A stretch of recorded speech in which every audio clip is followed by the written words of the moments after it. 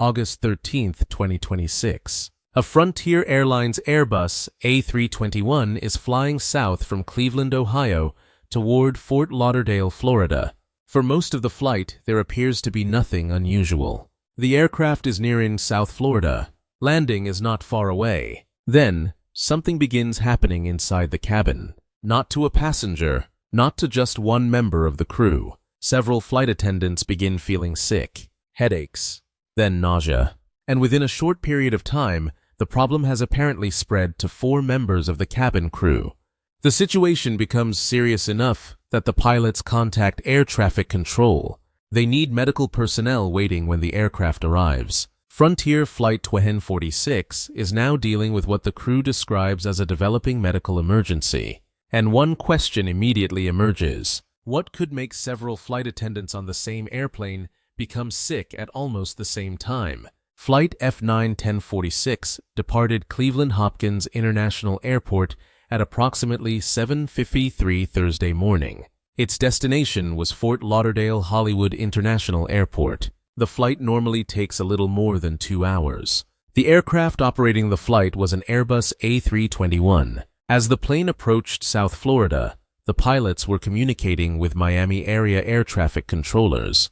That is when the medical situation became clear.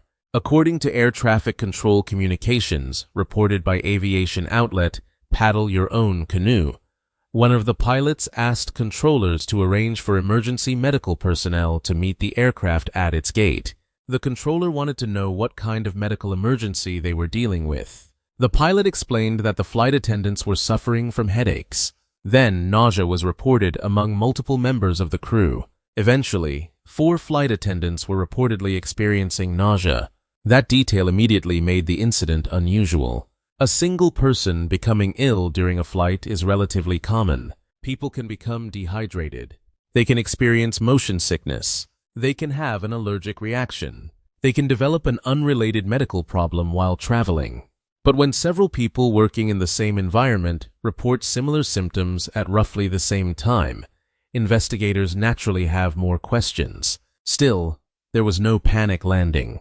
The pilots continued their approach. The Airbus landed safely at Fort Lauderdale Hollywood International Airport at approximately 10:10 that morning. Emergency personnel were waiting. Airport officials later told CBS News that 2 crew members were taken to a hospital. Available reports have not indicated that passengers suffered a similar widespread medical problem, and there have been no reports of injuries caused by the landing itself.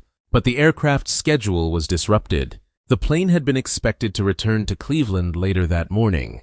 That flight was canceled. Another scheduled Frontier trip on the route was also reportedly canceled. The biggest mystery remained unanswered. What caused the symptoms? As of the latest available information, neither Frontier Airlines nor investigators had publicly announced a confirmed cause. And that distinction is extremely important, because one possibility quickly attracted attention in aviation reporting. Cabin air.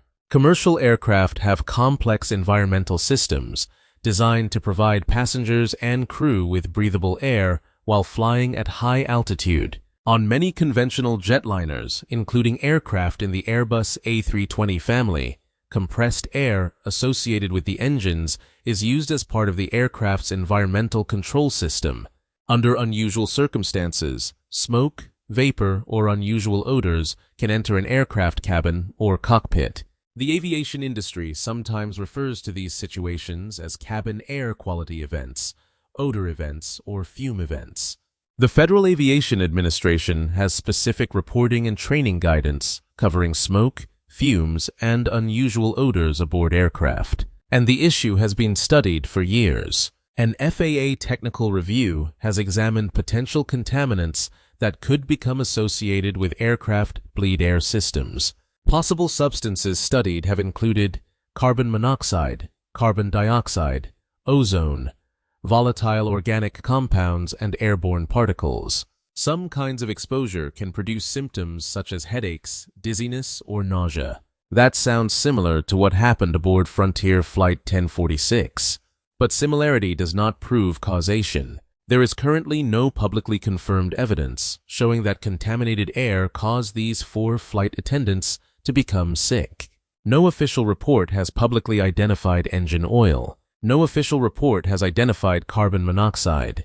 No official report has established that some dangerous chemical entered the cabin.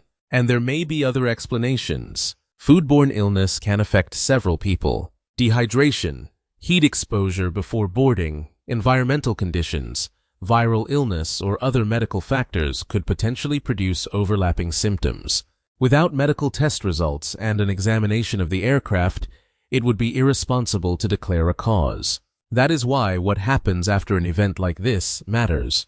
Investigators and maintenance personnel can examine the aircraft. They can review maintenance records. They can check environmental and ventilation systems. They can interview the crew. They can determine whether anyone noticed an unusual smell. They can investigate whether smoke or vapor was reported. And doctors can compare the symptoms experienced by the affected crew members. Those details could help determine whether everyone was reacting to the same environmental source or whether something else happened. There is another reason this incident attracted attention.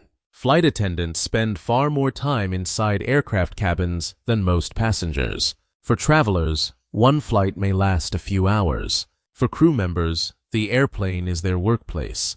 They can spend hundreds of hours each year inside aircraft. That makes cabin air quality an occupational health issue, as well as a passenger safety issue. The FAA has continued working on educational material designed to help crews recognize and respond to smoke and fume events. Airlines are also required to report certain incidents involving smoke, vapor, or noxious odors. But even identifying a genuine cabin air event can be difficult. An unusual odor may disappear before an aircraft lands. Some contaminants may not be visible, and symptoms like headaches and nausea can have many different causes. That is one reason investigators have to rely on multiple pieces of evidence rather than symptoms alone.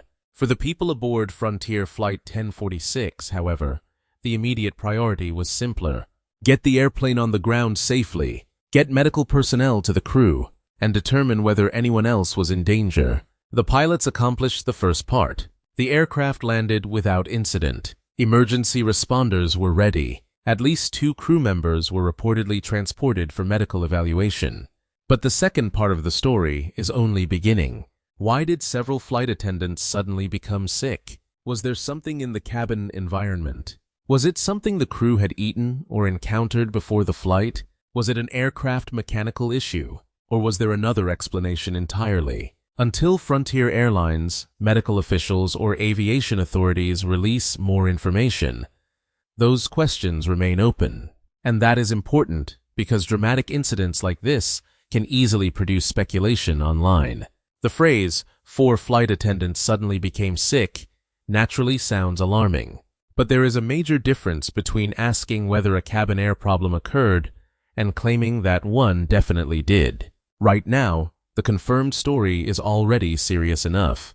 A Frontier Airlines Airbus A321 departed Cleveland for Fort Lauderdale on Thursday morning. As the plane neared Florida, several flight attendants reported headaches. 4 reportedly developed nausea.